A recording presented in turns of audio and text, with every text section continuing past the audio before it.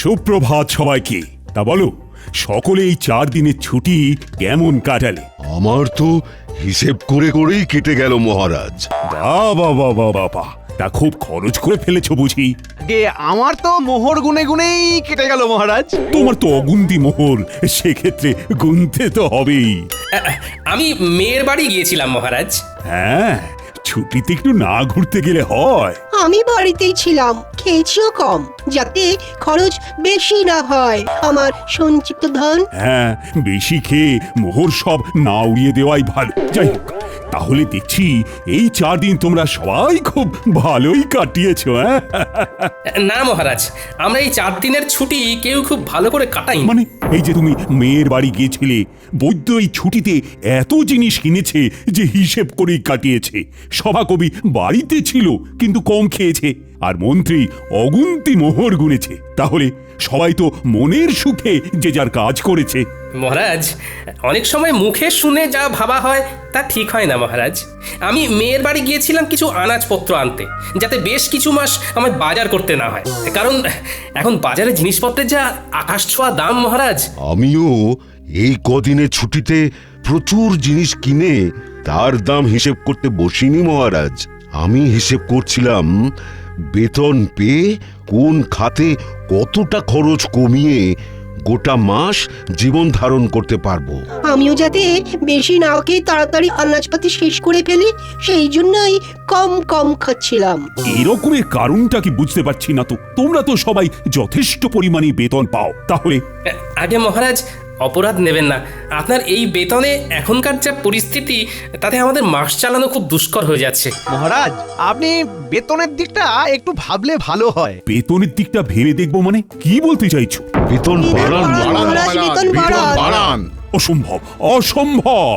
এই তো বিগত 4 মাস আগেই বেতন বাড়িয়েছি। তোমরা সবার কাজের পাশাপাশি উপরি আয়ের ব্যবস্থা করো। উপরি আয়? মহারাজ, মাথা ঠান্ডা করুন। একটু ভাবুন মহারাজ, একটু ভাবুন। আমি তোমাদের কথা অনেক ভেবেছি, এবার তোমরাও আমার কথা একটু ভাবো। আমি বেতন বাড়াতে পারছি না, আর আজকের মতো এখানেই সভা শেষ করছি। তোমরা সবাই এসো। বেতন বাড়ানোর কথা বলতেই সবার কাজ শেষ করে দিলেন। এ আবার কেমন ব্যবহার?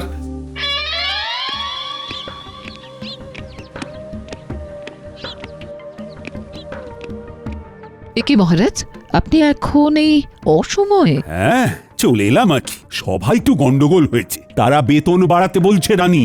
যা বেতন পাচ্ছে তাতে নাকি জিনিসপত্রের বাজারে যা আকাশ ছোঁয়া দাম, তাতে হচ্ছে না। আপনি কি বলেছেন শুনি? আমি বলে দিয়েছি বেতন বাড়ানো এখন অসম্ভব। আমি ওদেরকে বলেছি উপরি আয়ের ব্যবস্থা করতে। সে কথা শুনে সবাই কি বললেন? সবাই আকাশ থেকে পড়লো। একটা কাজ করুন না মহারাজ, আপনার পশ্চিম দিকের যে মাঠটা রয়েছে সেইখানেই ওদের জন্য কিছু ব্যবস্থা করে দিন না। তা তোমার কথাটা মাথায় থাকলো, তবে 2 দিন বাদে বলবো। আগে দেখি ওরা কে কি করে। বেশ। গিন্নি, ও গিন্নি। বলো। এ কি গো গিন্নি, তুমি শুয়ে আছো? শরীর খুব খারাপ নাকি? দেখি দেখি। হেমা, তোমার গা তো জ্বরে পুড়ে যাচ্ছে। কিছু খাওনি নাকি? আমি উঠতে পারছি না। আজকে রান্নাটা যে কি করে করব বুঝতে পারছি না গো। হ্যাঁ, রান্না নিয়ে কিছু ভেবো না, ও আমি করে নিচ্ছি। তুমি শুধু চুপটি করে শুয়ে থাকো দেখি। না, সে কি করে হয়? তোমার এসব রাধা বাড়া অভ্যেস নেই। আরে তোমারও কি জন্ম থেকেই স্বামীর সাথে ঘর করার অভ্যেস ছিল? হ্যাঁ, সেই তো আমার সাথে বিয়ের পরে অভ্যেসটা হয়েছে। আমার কথা আলাদা, আমি মেয়ে মানুষ। বা রে বা, বেটা ছেলে বলে কি রান্নার অভ্যেস তাও আবার কদিনের জন্য হবে না? এইসব একদম বাজে কথা গিন্নি। তাও আমার খারাপ লাগবে। তুমি এখন থামো তো গিন্নি। শোনো, আমি এই কদিন রাঁধবো, আর তুমি শুধু গ্যাট হয়ে খাটের উপর বসে খাবে, বিশ্রাম নেবে। তুমি শুধু আমি রান্নাটা কেমন করি সেটা দেখো।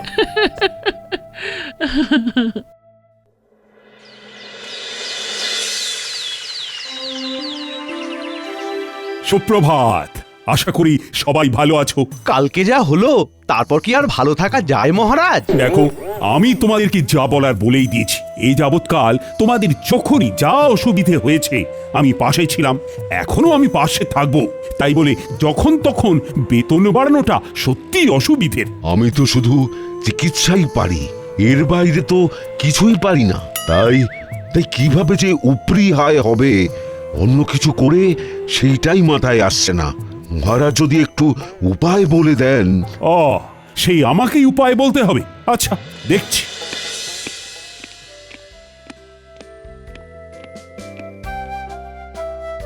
মহারাজ, বলছি কি, সুপ্রভাত রানীমা। সুপ্রভাত। আশা করি সকলে ভালো আছেন। ভালো নেই, খুব সমস্যায় আছি রানীমা। তা আজকে গোপাল আসেনি কেন? তাই তো, তালে গড়ে খেয়ালই নেই।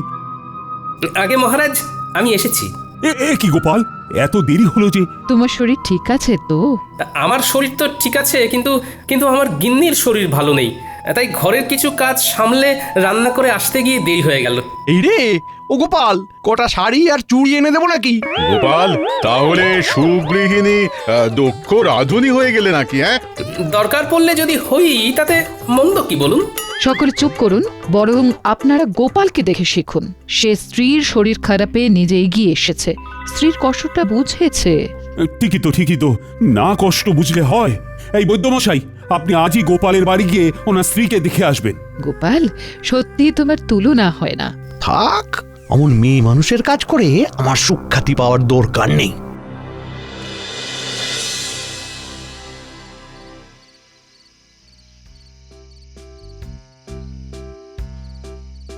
কি ব্যাপার রানী, এমন উদাস ভাবে বারান্দায় দাঁড়িয়ে? ভাবছি গোপাল গিন্নির কত ভাগ্য ভালো। কেন? এই যে সে এমন এক স্বামী পেয়েছে যে তার সব দুঃখ কষ্ট বোঝে। ও, আর তোমার স্বামী বুঝি সেটা বোঝে না? না, কিছু কিছু সময় বোঝে, আবার কিছু কিছু সময় বোঝে না। আচ্ছা, বুঝেছি। তোমার মন পেতে গেলে আমায় তাহলে একদিন লুকিয়ে লুকিয়ে ঠাকুরদের সরিয়ে তোমাকে রেঁধে খাওয়াতে হবে, তাই তো? আপনি রাঁধতে পারবেন? কি জানি, তবে চেষ্টা করে দেখতে পারি। আমার মনে হয় আপনি আর আপনার সভাসদেরা, মানে গোপাল বাদে কেউ রাঁধতে পারবেন না। এত বড় অপবাদ দিও না রানী। গোপাল ছাড়াও আর বাকিদের ভিতরে কেউ না কেউ নিশ্চয়ই রাঁধতে পারে। বলছেন? আচ্ছা, একটা কাজ করলে কেমন হয়? কাজ? কি কাজ? আপনাকে ওই দিন বলছিলাম না, আপনার পশ্চিম দিকের মাঠটায় ওদের কিছু একটা উপরি আয়ের জন্য ব্যবস্থা করে দিন। হ্যাঁ, তার সাথে এর কি সম্পর্ক? শুনুন, আপনি আপনার সভাসদদের বলুন তারা ওই মাঠটায় নিজের ইচ্ছে মতো তৈরি করা খাবারের দোকান ওই বিকেলবেলার দিক থেকে রাত্রিবেলা পর্যন্ত দিতে পারেন। তাতে কি লাভ হবে? তাতে এনাদের উপরি আয়ও হবে। সবার কাজ শেষ করে তারা অনায়াসে খাবার দোকান খুলে খাবার বিক্রি করতেই পারবেন। হ্যাঁ, দারুণ বলেছে তো। আচ্ছা, তাই খাবারগুলো কি সভাসদেরই বানাতে হবে? এমন কোনো কথা আছে কি? মানে যেহেতু তুমি তখন ওই রান্নার প্রসঙ্গ তুলেছিলে, তাই জিজ্ঞাসা করছি। সেই খাবারগুলো সভাসদেরই বানাতে হবে এমন তো কোনো বাধ্যবাধকতা নেই। তারা চাইলে তাদের স্ত্রী বা বাইরের কারো সাহায্য নিতেই পারেন। তবে যারা নিজের হাতে খাবার বানিয়ে বিক্রি করবেন তাদেরকে পুরস্কার হিসেবে 2 থলি করে মোহর দেওয়া হবে। রানী, তোমার প্রস্তাবটাকে আরেকটু পরিবর্তন করে দিই। সভাসদের এমন বলি, বেশ কিছুদিন ব্যাপী পশ্চিম দিকের বড় মাঠটায় একটা ভোজন মেলার আয়োজন করতে চাই। তাই আমার ইচ্ছে, আমার সভাসদেরা এই ভোজন মেলায় হরেক রকম খাবারের পসরা নিয়ে খাবারের দোকান দিক। তার মধ্যে যে সভাসদেরা নিজের হাতে রান্না করবে তারা প্রত্যেকে পুরস্কার বাবদ 2 থলি করে মোহর পাবে, এবং যে সভাসদের খাবারের দোকানে সব থেকে বেশি বিক্রি হবে সে পুরস্কার স্বরূপ 5000টা মোহর পুরস্কার পাবে। অতীব উত্তম।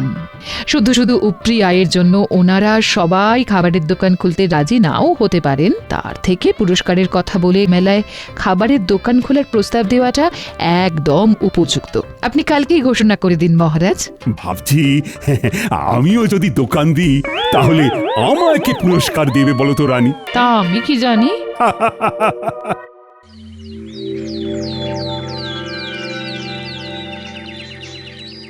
হ্যাঁ, তোমাদের সকলকে আজ একটু তাড়াতাড়ি ডাকার পিছনে আমার একটা বিশেষ উদ্দেশ্য আছে। কি উদ্দেশ্য মহারাজ? মহারাজ আমি তোমাদের সকলের উপরি আয়ের জন্য একটা পদ ভেবেছি। বাহ বাহ বাহ, বাহ কি উপায় আপনি ভেবেছেন মহারাজ? আমি আমার পশ্চিমের মাঠটায় একটা ভোজন মেলার আয়োজন করতে চাই। সে অতীব ভালো, কিন্তু মেলায় গেলে তো খাবার কিনতে কিনতেই প্রচুর খরচ হয়ে যাবে। তাহলে এভাবে আমাদের উপরি আয় হবে কি করে মহারাজ? নিজের দোকান থেকে খেলে ব্যয় হবে না মন্ত্রী। নিজের দোকান মানে? আপনি কি ওই মেলায় আমাদের দোকান দিতে বলছেন মহারাজ? একদম ঠিক। আমি চাই পশ্চিমের মাঠে আয়োজিত সারা কৃষ্ণনগর ব্যাপী ভোজন মেলায় সাধারণ প্রজাদের পাশাপাশি আমার সভাসদেরাও খাবারের দোকান দিক। দোকান দিলে উপরে আয় হবে বটে, কিন্তু দাঁড়াও দাঁড়াও, আমার ঘোষণা এখনো শেষ হয়নি। আমি ঠিক করেছি আমার সভাসদদের ভিতরে যারা নিজেরা হাতে করে খাবার বানিয়ে বিক্রি করবে তারা প্রত্যেকে 2 থলি করে মোহর আমার তরফ থেকে পুরস্কার পাবে। আহা দাঁড়াও, এখনো তো কথা শেষ হয়নি। আর যে সভাসদদের দোকানে সব থেকে বেশি বিক্রি হবে সে আমার তরফ থেকে পুরস্কার বাবদ 5,000 মোহর পাবে। তার মানে খাবার বেশি বিক্রি করতে পারলে 5,000 মোহর পুরস্কার, আর নিজের হাতে খাবার বানাতে পারলে 2 থলি মোহর পুরস্কার। আবার নিজে খাবার না বানাতে পারলেও অন্য কারুর সাহায্য নিয়ে উপরি আয়ের জন্য দোকান দেওয়া যাবে, তাই তো মহারাজ? একদম।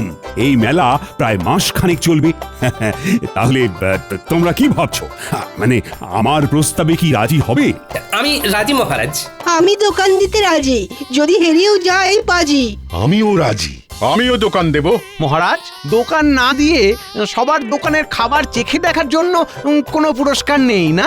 মন্ত্রী ইয়ে মানে মহারাজ, আমিও সবার মতো দোকান দেব তাহলে। বেশ, তাহলে সবাই প্রস্তুত হয়ে নাও। দিন 7 পরেই শুরু হবে ভোজন মেলা। ও হ্যাঁ, মনে আছে তো সবার, কালকে আমাদের ছুটির দিন, রাজসভা বন্ধ। হ্যাঁ মহারাজ।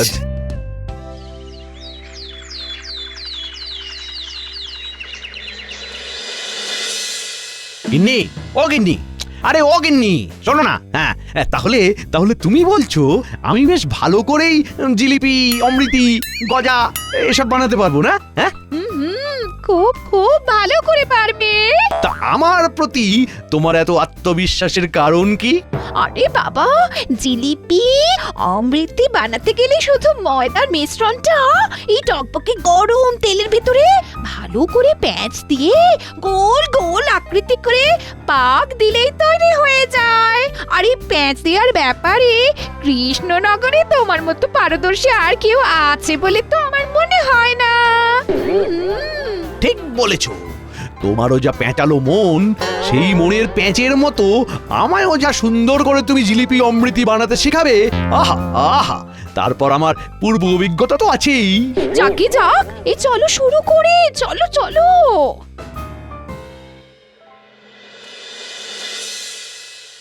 বলি, ও গোপাল, আমার দ্বারা এসব হবে না। আমি আগে কখনো রান্না করিনি। হবে না মানে? সব হবে। তুমি নিজে না একজন বিজ্ঞানী, তুমি এরকম করলে হবে? চেষ্টা করলে সব হয় বন্ধু। আগে গোল গোল লুচি বানাতে শিখতে হবে, তারপর আলুর দম। গিন্নির থেকে সব জেনে এসেছি। এর থেকে সূত্র বা কোনো যন্ত্র আবিষ্কার করা অনেক সহজ। মেলা বেলা হয়ে যাচ্ছে বন্ধু। ইস, এরকম যদি কোনো যন্ত্র থাকতো যার দ্বারা আপনা আপনি খাবার হয়ে যেত। আগে লুচি আলুর দমটা শেখো, তারপর তুমি ওরকম যন্ত্র আবিষ্কার করো, কেমন? না, মানে কোনো ইয়ে টিয়ে নয়, চুপচাপ কাজে নামো। তুমি তো জানোই আমি ছড়ার পাত্র নই।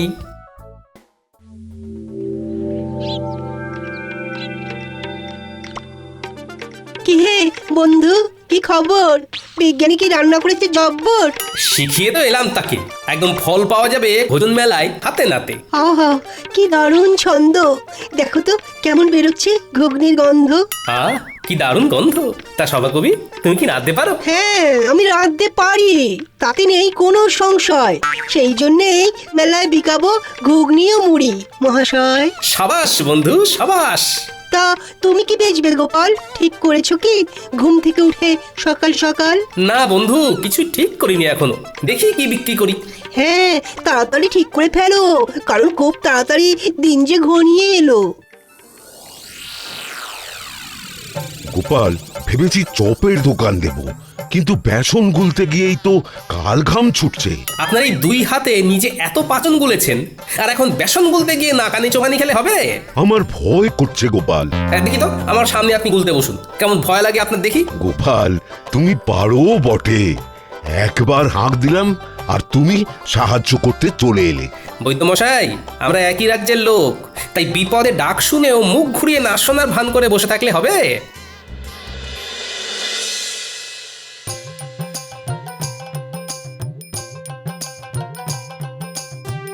হ্যাঁ গো, এলে? হ্যাঁ হ্যাঁ, মোটামুটি সবার বাড়ি একবার করে ঢু দিয়ে এলাম, বুঝলে গিন্নি।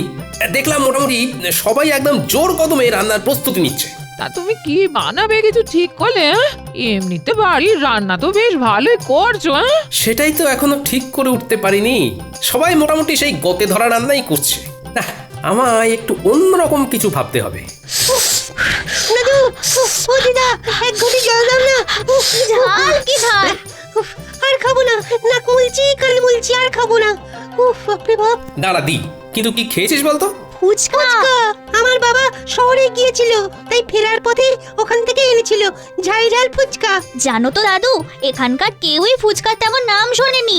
গিন্নি, ও গিন্নি, ফুচকার দোকান দিলে কেমন হয়? খুবই ভালো হয়।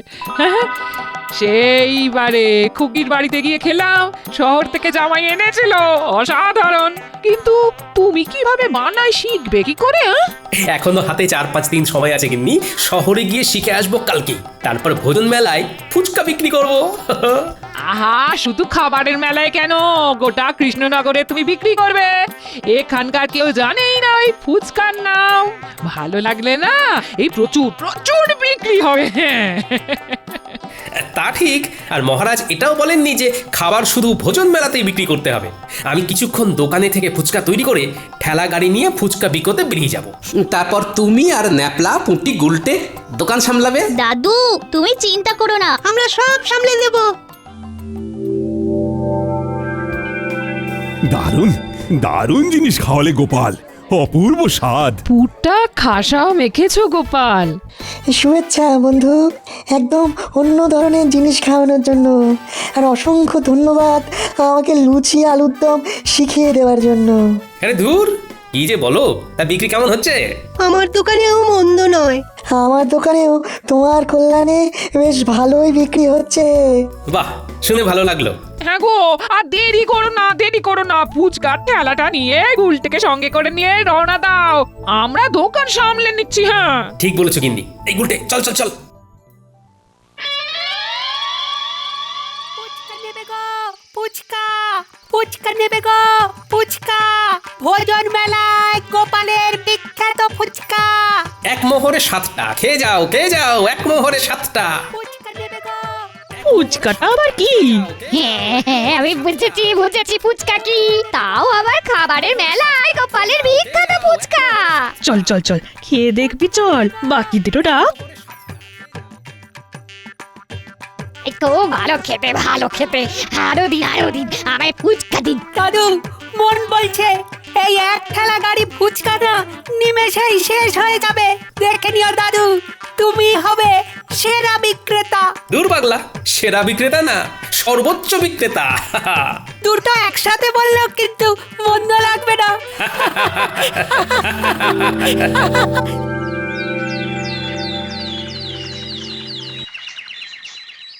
গোনো গোনো খাজাঞ্চি গোনো, কার কত আয় হলো দেখি। মন্ত্রীরটা হলো 1, 2, 3, এই সর্বমোট 300 মোহর। তবে মন্ত্রী মশাই নিজেই সব বানিয়েছেন। বেশ বেশ, পরের জন। পরের জন হলেন বিজ্ঞানী বাবু, তার মোহর 1, 2, 3, সর্বমোট 900 মোহর। ইনিও নিজের হাতেই খাবার বানিয়েছেন। এই বিজ্ঞানী আমার থেকেও বেশি আয় করেছে, এ কি কপাল। হ্যাঁ, এরপর সভাকবি, ওনার মোহরের সংখ্যা হলো 1, 2, 3, সব মিলিয়ে 850 মহারাজ। ইনিও নিজের হাতে খাবার তৈরি করেছেন। বাহ বাহ বাহ, চমৎকার। তারপর? এরপর বৈদ্যমশাই, ওনার মোহর হলো 1, 2, 3, 600 মোহর মহারাজ। ইনিও নিজেই চপ বানিয়েছেন।